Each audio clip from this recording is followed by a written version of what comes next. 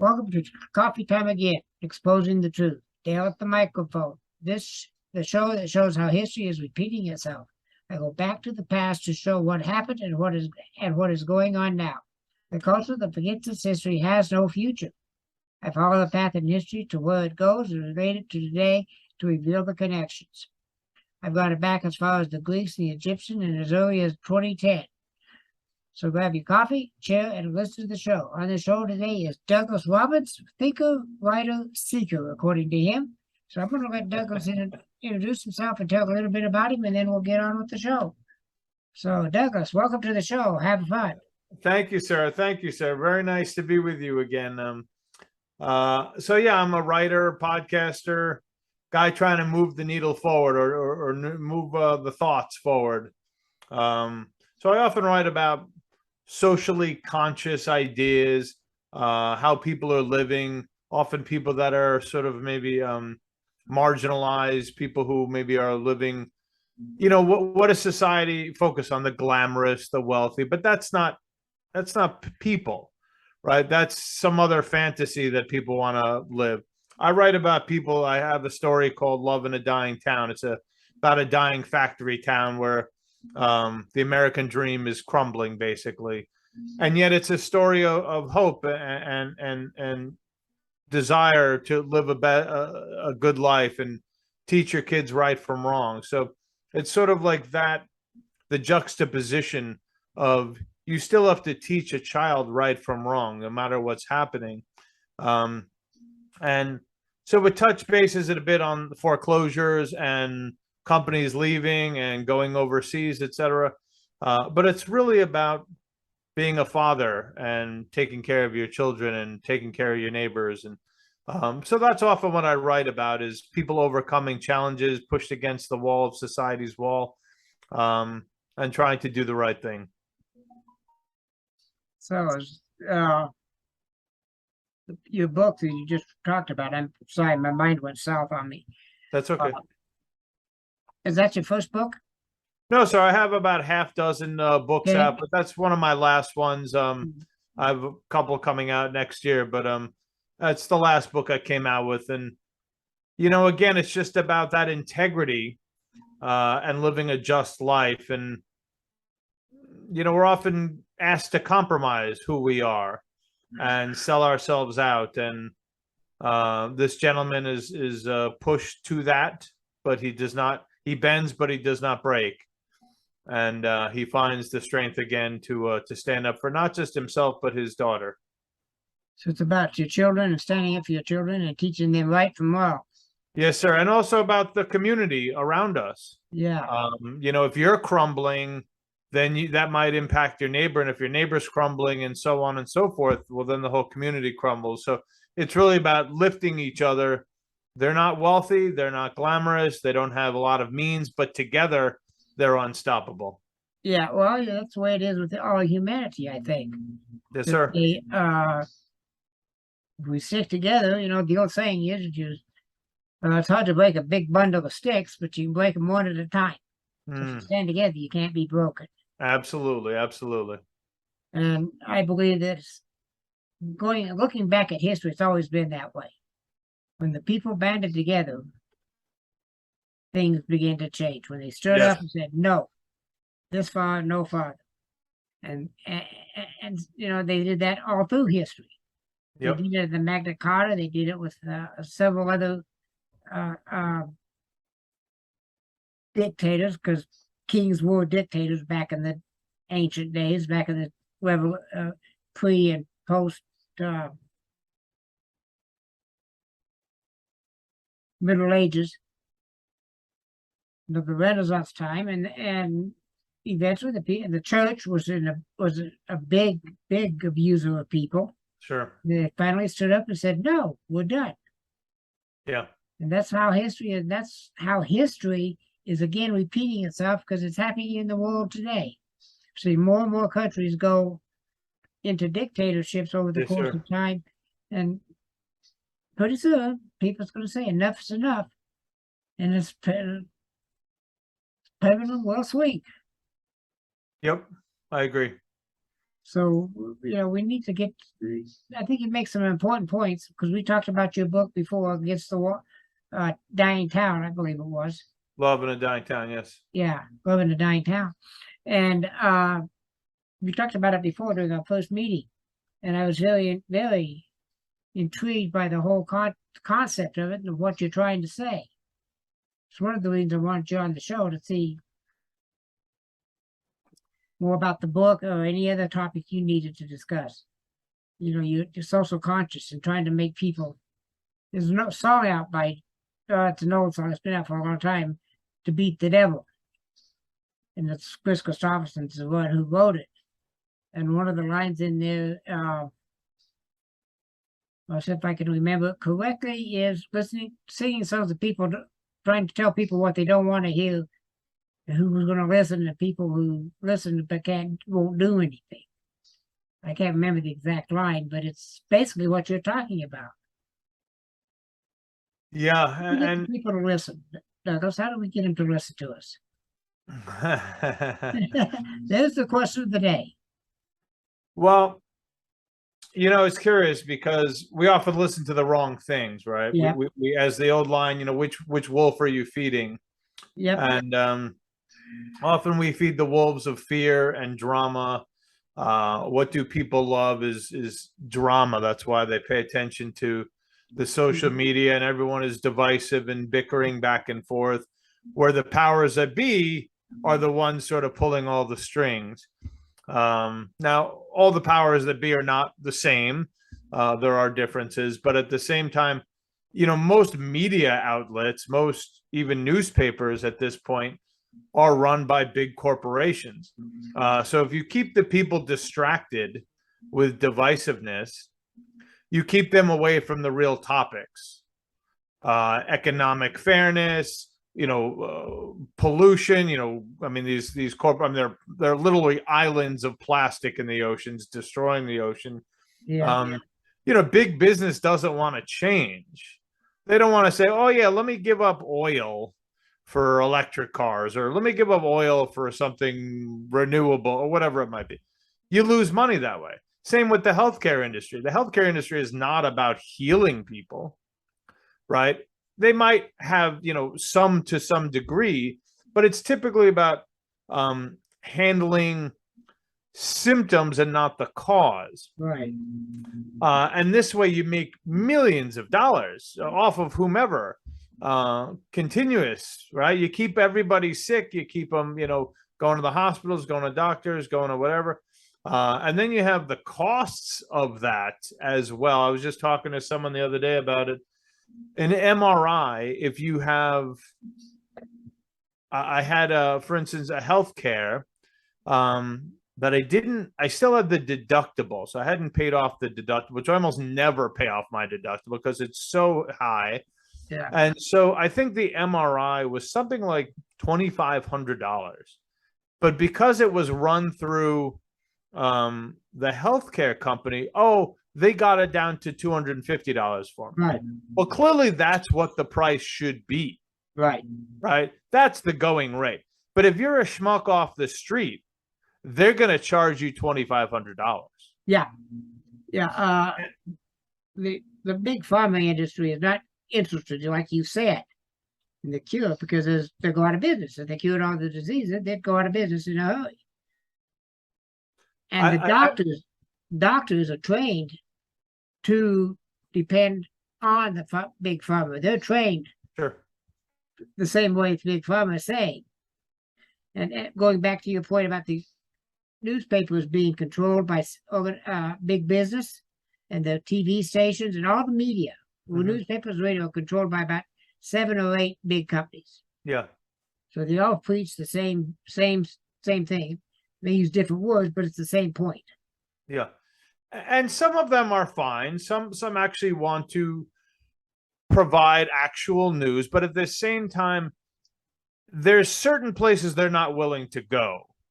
Obviously they're not going to report on the companies that own them or anything along that line. So they want to maintain the establishment for the most part, whatever that might be. But then you have smaller outlets or social media type of outlets, and that you can't really even tell if they're news or not. They're just, most of them are just these narratives that they're portraying, whether they're factual or not is a whole nother story. So getting back to how do we get people away from this is people have to, well, this starts in school and it starts in the home, and that is critical thinking. There is so little critical thinking going on. It astounds me. So much just people take it and regurgitate and spit it back out. And it's like, whatever side you're on, it doesn't really matter. Oh.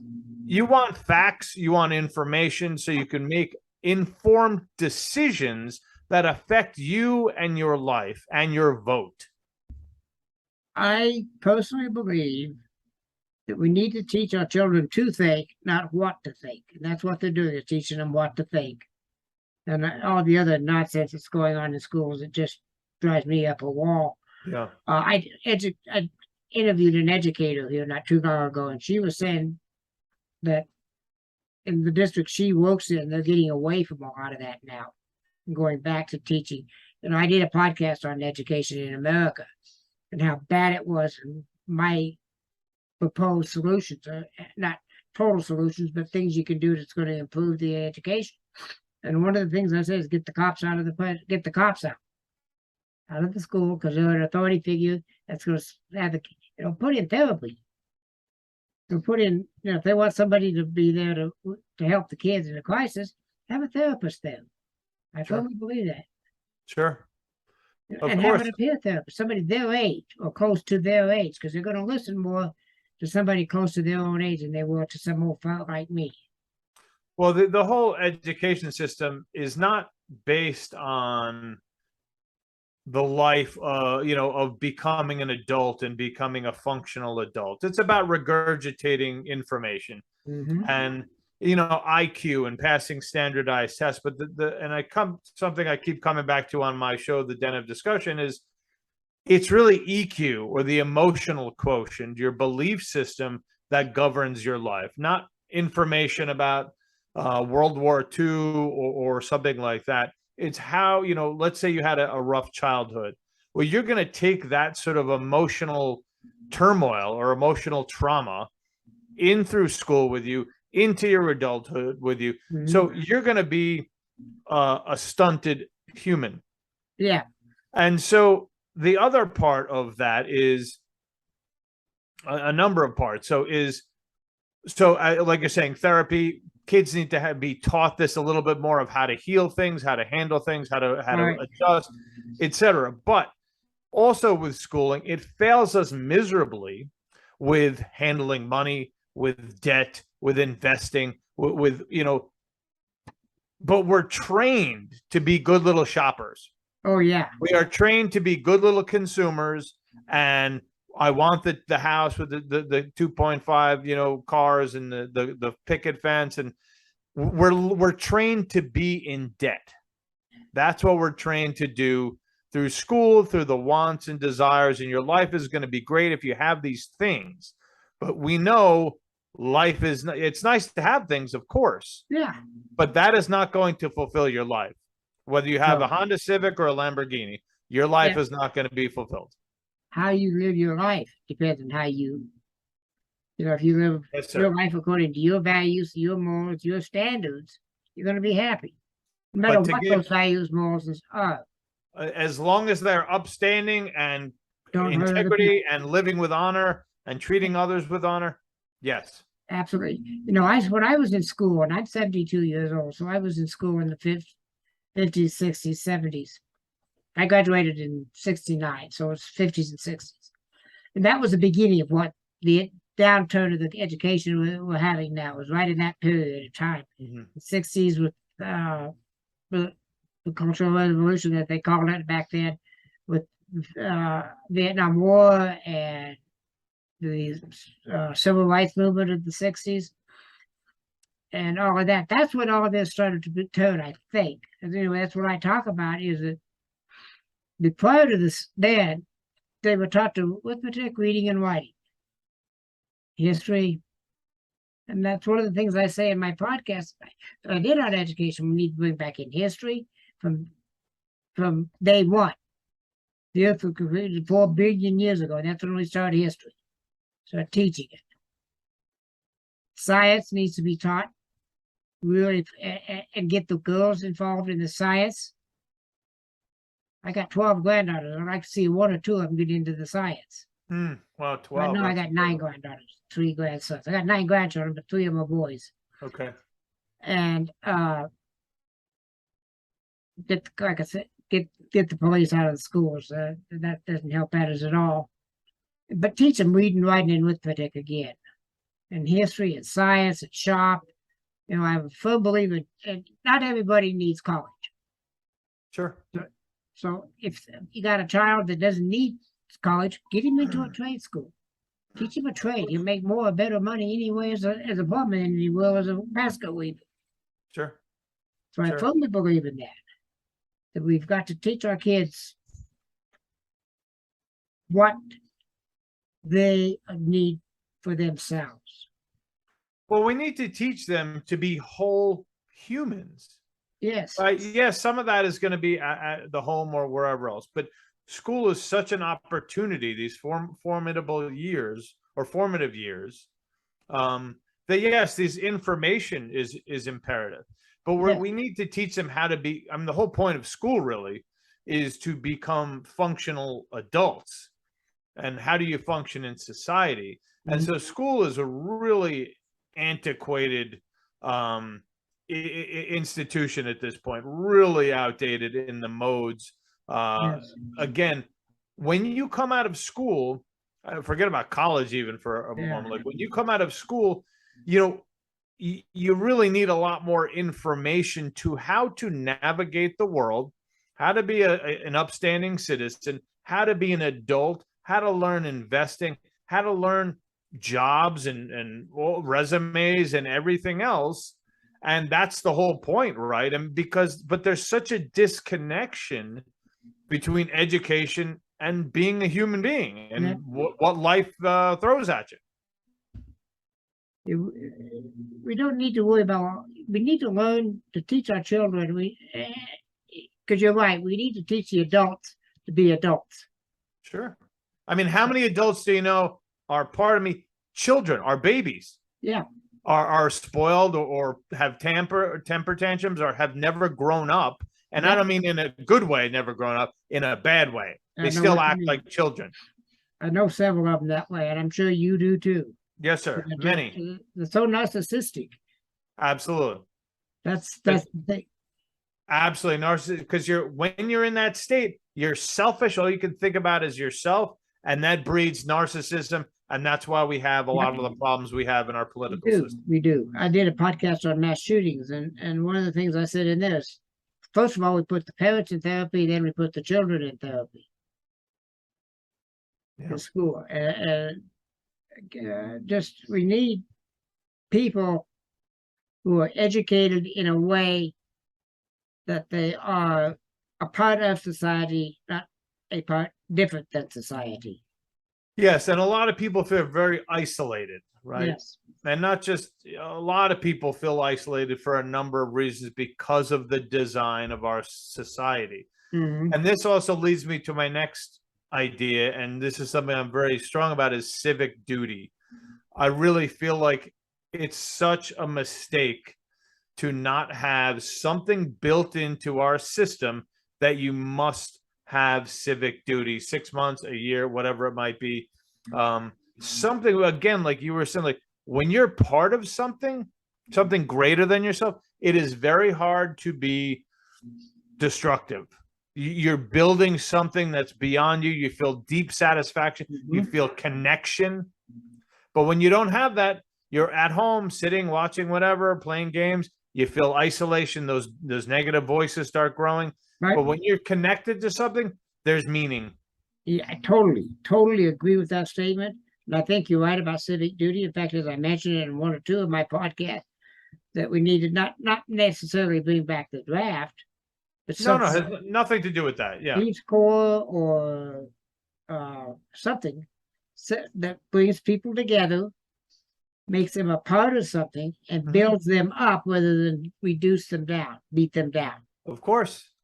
I don't necessarily mean in some warlike type No. of scenario. It could be local community, cleaning up the parks, taking care of the rivers, whatever, helping Yeah. the old age community, whatever it might be. Something bigger than you. Hmm. And that's how you prevent everyone from being a narcissist. Right. Because you're bringing them into the group instead of being, well, I am A, so therefore I'm better than B. Right. And Right. that's not true. You're the But same. this, yep, absolutely. But this is the danger of our consumer society. We base so much identity on what you own. Oh, well, yeah. I've got this kind of car, so I'm better than you because you got that kind of car. Yeah. It doesn't matter what the kind of cars are. That's how we separate ourselves.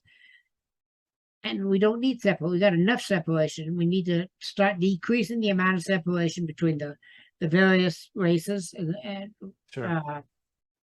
and bring us together. You know, I mean, But they don't want that, Dale.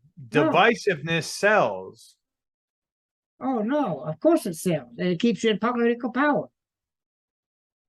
Keeps you fighting each other and missing the bigger issues. Well, yeah, it's like the magician. Right. Got this hand over here. Watch this hand. Watch this, and this one over here is picking your pocket. Exactly. You know, so There's a great line, and I'm not saying this about immigration one way or another. There's a great political cartoon I saw, and it was a gentleman with like a big kind of CEO guy, like in a black suit, and saying like, something along the lines of like, you see him picking his pocket, the guy he's talking to. Mhm. And basically, like, I have 99 of the 100, but you got to watch out for the immigrant or whomever, because they're the ones stealing your money or stealing your jobs. It's like, no, you're the ones stealing. Yeah. Anyway, lack of taxes and everything else. But well, don't get me started on taxes. I'm so anti-tax, and I'm so anti because it is such a. I firmly believe that we got too many government offices, departments. Now, George Washington did quite well on 4, and I think we could get well on maybe 5 or 6. We don't need 18 or however many there are. Hmm. We don't need these departments of education. They don't do anything. Hmm. And then they get the government agencies within the department. One of my children, my sons, works for the Commerce Department, but he works in the trade patent and trademark office. How many people are working in that office, and what do they do? Well, I don't know what they do, but I don't know what a lot of people do. Yeah, but I don't know. My son works for them, and I don't know. My wife doesn't even know what I do half the time. Well, mine does. She divorced me. Mm-hmm. All right. So I'm a firm believer in bringing people together somehow, culturally, economically, the whole bit. And I'm a very spiritual person, a religious person, so we're going to have poor with us. The poor is going to be with us, but we can still take care of them better than we can do. We can take better of our elderly better than we do if we just came together. It's just not a priority. No. Again, when you have everything based on the bottom line, that erodes people's beliefs and values. Yeah. Because if all you're caring about is, well, I got to make a buck off of this person, or that person's going to make a buck off of me, or whatever it might be, that's a really dangerous foundation. I'm not making, it's costing me to run my podcast. And they like it anyway. I don't care.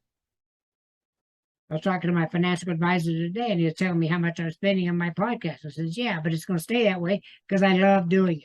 Yeah. And I think I'm getting a message out there that's important to people. And I believe you think the same thing. Yes, sir. With your writings and your podcast. We're getting, there's a lot of people doing podcasts, and some of it's crap. Mm-hmm. As you well know. Yeah. And it took me a while to find my niche, but when I did, it was perfect for me because I love history. Yeah. but get that, but I'm preaching, or I'm not preaching, I hate to use that word. I'm sorry about that. I didn't mean to say that word. But I'm saying is this is some of the things that are wrong that went on in, say, 1913, which is a great year to pick on Woodrow Wilson, who was president in 1913. But so many things that happened in 1913 are coming back on repercussions today. It's unreal. 87,000 new IRS agents with guns. Right. Give me a break here. And it's all because Woodrow Wilson got an income tax amendment passed. So you see the correlate how things that happened back then are happening today. And it's not just Woodrow Wilson. We can go back to Lyndon Johnson. We can go back all the way to George, some of the things Washington done. I'm going to interview a gentleman next week about it, George Washington, but it affects us today. And that's where some of this division's coming from, is because of the way people were treated in the 18th, 17th, and 18th century, and 16th centuries with slavery. And that's part of where all this division comes from. It comes from the politicians, and I don't care what party you belong to. You're the same, in my opinion. There's that much difference between the two parties, and in my opinion, they're crooks. They're in power to make money, not to govern. Yeah. And then that's my belief. But I don't know about you. But I believe that I'm political, but I'm not party political. Ideology political. Yeah. Because I pick on both of them, because both of them are as guilty as the other one. What made you start to write? Well, similar to why we both podcast, I had been asked in high school to write a poem. My whole class was asked to write a poem, and I think I never got a lot of approval from my father. And I happened to write this poem, and he even liked it, and the class kind of got a kick out of it. And I basically found a power in words and ideas that you can affect people, and you can influence how they respond to you. And so that's kind of where the seed was planted. Back in school. Okay, I was just, yeah, now I have actually. I'm there now. I'm trying to write 4 different podcasts right now, and I'm having problems because I'm having trouble finding the next sentence. Subject I know, but the next sentence is writer's block. Do you ever have problems with that? Writer's block is a curious thing, and I've been writing, for 20, 30 years, whatever it is. I don't believe in writer's block in this way. Yes, there are times when you're kind of stuck on something and you're not sure where to go next. I don't view that as writer's block. I view that as I don't know it well enough. I have to kind of leave it alone for a little while, almost like someone you don't know that well. And you need to kind of hang out with them a little bit more, spend more time with them, or with writing, you need to step away from it sometimes and maybe go to another project. And then when you come back around again, eureka, usually the information is there. But I don't see it as a block like, oh, I'll never come up with this. It's usually just in that meantime, I need to step away from this and go to another project for now. That's what I do. Yeah. I'll just say, hey, I can't do this right now. I'll work on it later. I need to do some more research. Sometimes I may know the history, but I don't know all of it. It's sort of like you have a reservoir. So I'm writing a second story in a sci-fi series, and I've written the first, say, 25,000 words. And I could push it, but I could tell, I know when I'm sort of exhausting that reservoir. And so I reach that point when I'm just kind of feeling like run down from it. I feel like less is coming out, more of a trickle. And that's when I go, okay, time to stop, shift gears to something else, come back to this in a month or two, or whatever it is. And then usually you're coming with fresh eyes and boom, the floodgates open again. I have seen that happen. I've also seen it when I've gone in and said, okay, let me look at this on the internet. Let me find something here that on that, like the one I'm doing on climate change. Mm-hmm. I need to spend more time there. I know that because I was very close minded until I did some. Till there was we had a class in church for 4 weeks, and it really opened my eyes. So I need, because I was close minded. Global warming wasn't. I was one of those never close, but I've changed my mind. That takes a big man to do. Well, it takes a big man to do. I agree with you. However, I am the type of person that if you can prove to me, and they did, okay, let's go for it. So I changed. The rest of the podcast is drastically changed. 180 degrees different than what it originally started out to be. But again, Dale, that's the critical thinking. You're willing, you're willing to change the narrative when actual facts enter the story. And so you go, okay, yeah, maybe I'm looking at this wrong or whatever it might be. And that's what not enough is happening. Too many people have their heels dug in, not even because they believe whatever, they just don't want to hear another side, something that differs from their narrative or agenda. Yeah. I totally agree with you, and so I need to do some more research on that. That's the reason I'm not writing that one. United Nations, I'm just confused on what's going on with that, but that's beside the point. Yeah. Where do you get your themes? Where do I get my themes? Yeah. Topics for your books. I don't know if you know the environmental writer Edward Abbey. He was a big writer in the 60s and 70s. Yeah, wrote a lot of. Yeah, he was a tremendous writer, but he basically said all writers have like 2 or 3 themes that they just keep rewriting in different stories, basically. And I would say that's probably true. I think some of the themes are just sort of within who I am. Yeah. I might see something externally, like the story Love in a Dying Town really started from the issues in Flint, Michigan with the water crisis. And like, how do you live? You still have to live there. Yeah. And so that's kind of where the impetus of that one began. But I think it's really just some of these things that are inherent within me of we can move forward, we can do better. There are institutions within our country, within our world, within our quote unquote realities that are just man-made. They're all man-made. Yeah. So it's like, well, if they were man-made whenever. They took whatever form, and now we just all accept them as fact. Like, this is the only, well, you have to work 9 to 5. That's just life. Well, no, a lot of countries and other cultures very different than that. Or the getting back to the individuality where a lot of people are suffered from isolation because they're not part of community. Well, look at tribal communities. They're all built together. They're all part of some greater whole, working together to move forward as a whole.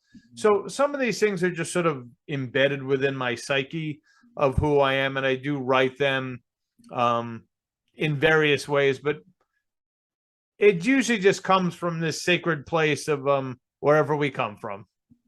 Yeah, I understand that pretty well. You're self-published, right? You don't have a big publishing company behind you. No, it's all indie. Yeah, so I hire editors, I hire book designers, I hire formatters. But yeah, I'm putting it out. I kind of stopped trying with agents a number of years ago because it's like, who are they? Like, they're wrong most of the time anyway. So, but yeah, I mean, there is a difference between traditional and indie. But the other thing about the indie publishing or self-publishing is, you work so hard to write a piece, and it could even take years to write it. And then you get it edited and you do this beautiful job, and then you send it out to agents, and it's basically a hurry up and wait.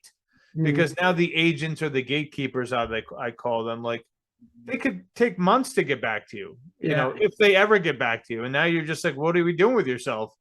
So it's like the self-publishing or indie really is sort of like we're doing here with the podcasting. It is a world that is open and is allowing people to communicate on the ground level, to connect and expand and possibly change the world. And as you and I both know, it starts at the ground level. It never starts at the top. I totally agree with you at all. Yeah, grassroots. I mean, if you ever don't believe that, just look at what happened in 2010 with the Tea Party before they Sure. became nationalized. Look anywhere. I mean, Yeah, grassroots. Look at the American Revolution. Look at civil rights. I mean, across the board, yeah, it always starts is all at the ground. real Because change. that's who is starts affected. It's not affected. The establishment's not affected. No, It's affected the people who are affected. Look at the Arab Summer Arab Spring a few years ago. Yeah, You know, totally changed the face of Egypt. You know. yeah, totally. I mean, change always happens from the bottom, like you said, Yes, sir. and it becomes permanent from there. From the top, it never changes because they don't want to make changes. They don't want to rock the boat. It's the roots that affect the tree. Absolutely. You know, you don't water the leaves, you water the roots of the plant. And that I firmly believe in that. I had a question for you that wasn't on you. Sure. I was going to ask you, but now it's out of my mind. So you to come back to me, I hope. You got to write things down, Dale. Yeah, and I got a pencil and paper right here in front of me.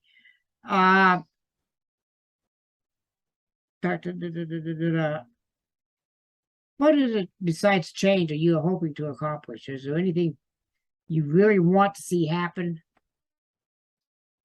Well, change is obviously the only constant is change, but you know, you hope. Besides change, do I want something else to happen? Well, again, everything falls within that paradigm of change, taking better care of the environment, taking better care of each other, changing our education, political system, getting money out of politics, et cetera, et cetera. You know, for me, I would like, you know, to be blunt, more success as a writer, more success as a podcaster, because I feel like connecting to people is a beautiful thing. What joy it is, what deep satisfaction is. So change, you know, I want to see everyone doing well. Okay, I agree with that statement. If everyone's doing well, you eliminate the problems in the world. You eliminate Putin type of people. You eliminate dictatorship, because if they're in a healthier state of mind, they're not going to abuse people the way they do or need control in the way they do. I just remembered what I was going to ask you. What are you seeking? Is it the same thing as what we just talked about in the change and the accomplishment, or is there something more deeper that you're looking for? I'm seeking salvation, my friend. You know, I'm always trying to, you know, we're always chasing that better version of ourselves, right? And I think that's the best of who we can be, because when we do that, our old garbage falls away, and we keep stepping into our light, if you will. So that's all one can hope for, is to continue evolving. Yeah, I can understand that quite well. I'm kind of like on the same path. I'm seeking enlightenment, not for myself, but for other people to see, not as I see. You don't have to follow me. You know, I may not know the way, but find your own path that is free from abuse, either yourself or others. It's that simple. Yeah. Right. If you're in a bad situation, if you're in a bad situation or bad relationship, find your way out of it, because it is not serving you. Because you're responsible for your emotions and your feelings. Nobody else can make me feel anything without my permission, and I don't give you permission. Yeah. It's that simple. And if we can get everybody doing that, would help a whole lot, because, you know, that alone would make a lot of changes. Well, you know? Yeah. We need tools. Everybody needs tools on how to do this. And I think that's what the focus of your part, and I know it's the focus of mine, and I'm sure it's the focus of yours too, is we're giving them a tool. Instead of the old standard hammer, which doesn't work, we're giving them something different. Yes. Yes. At least that's what I'm attempting to do, and I'm sure you are too from our discussion here today. Yeah. Yeah. You know, one of the questions you got down here, and I think it doesn't need to be there because I can tell from it from you way you're acting today, is are you happy? And I can tell you are. I can tell you're enjoying life. I've worked very hard at it because I have suffered from depression and that darkness that pulls you under and pulls you down, that undertow.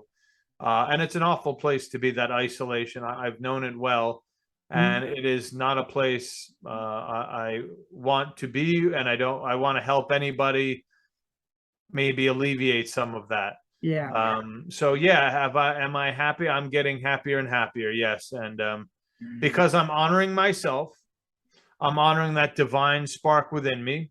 I'm honoring God or universe, whatever you want to call it. And I'm doing my best to stand up in that light.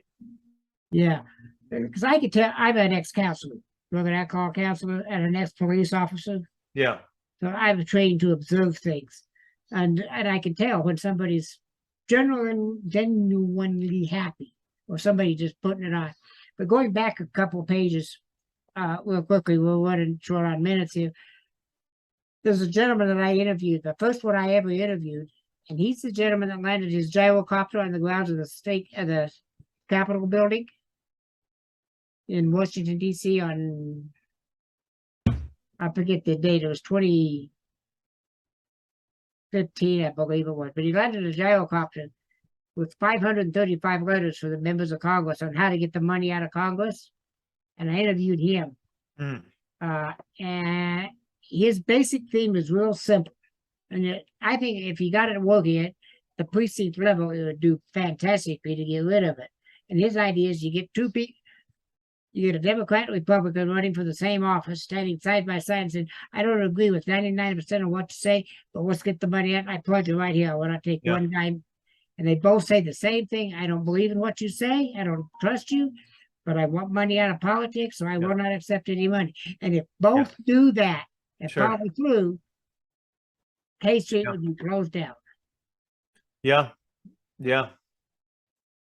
It's a start, right? But and I think it's more in detail than what I just did. It's abbreviated. That's the reason I just version, but it took me an hour to get all that out of it. Get what, because it just blew me away what he wanted to do with this. Yeah. Yeah. Yeah, I agree. I mean, it's a virus. Yep. I mean, money itself is neutral. It's not, good nor bad, it's a tool once again.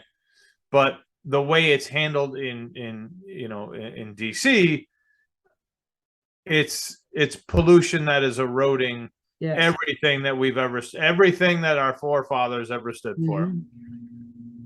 It wasn't until World War II, after World War, right around that time, and Franklin Delano Roosevelt, that we got the professional politician. Before that, most of them came in, served 1 or 2 terms, and went home. Well, I think people learn now that you can get rich. Yep. And when they learned that, that was the end of it. And they became career politicians. Yep, I know. Right. I totally agree. I know. I know. I know.